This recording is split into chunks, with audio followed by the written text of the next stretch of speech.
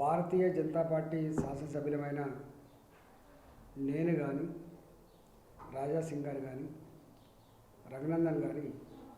మేమందరం కూడా మా నియోజకవర్గాల ప్రజల ఆశీర్వాదంతో గెలుపొంది మా నియోజకవర్గ ప్రజల సమస్యల పరిష్కారం కోసం కానీ యావత్ తెలంగాణ ప్రజల సమస్యల కోసం కానీ భారతీయ జనతా పార్టీ ఏ సమస్యలను అయితే ప్రయారిటీగా తీసుకుందో ఆ సమస్యల పరిష్కారం కోసం మేము అసెంబ్లీలో అడుగుపెట్టి ఇవి చర్చించాలని చెప్పి భావిస్తే మాకున్న హక్కును ముఖ్యమంత్రి గారి ఆదేశాలతో మా హక్కులు కాపాడాల్సినటువంటి స్పీకర్ గారు హరించి వేసి అకారణంగా సస్పెండ్ చేయడం జరిగింది.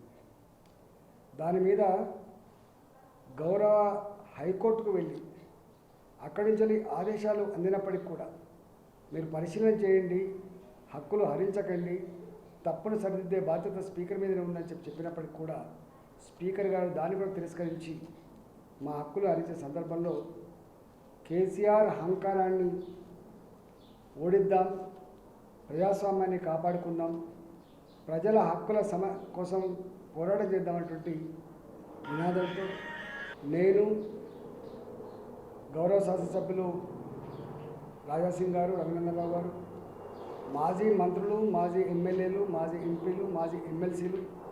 వారితో పాటుగా వివిధ హోదాలటువంటి ప్రజాప్రతినిధులు, జిల్లా పరిషత్ మాజీ చైర్మన్ కావచ్చు, మాజీ మేయర్లు కావచ్చు, అందరూ కూడా రేపు ఒకరోజు దీక్షలో పాల్గొంటున్న సందర్భంలో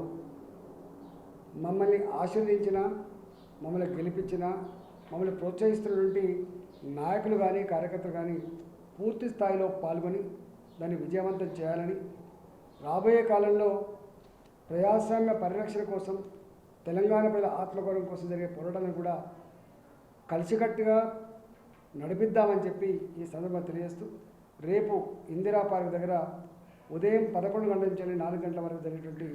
దీక్షా కార్యక్రమాన్ని విజయవంతం చేయాల్సిందిగా మీ అందరూ కూడా పేరు పేరున విజ్ఞప్తి చేస్తున్నా. మా దీక్షకి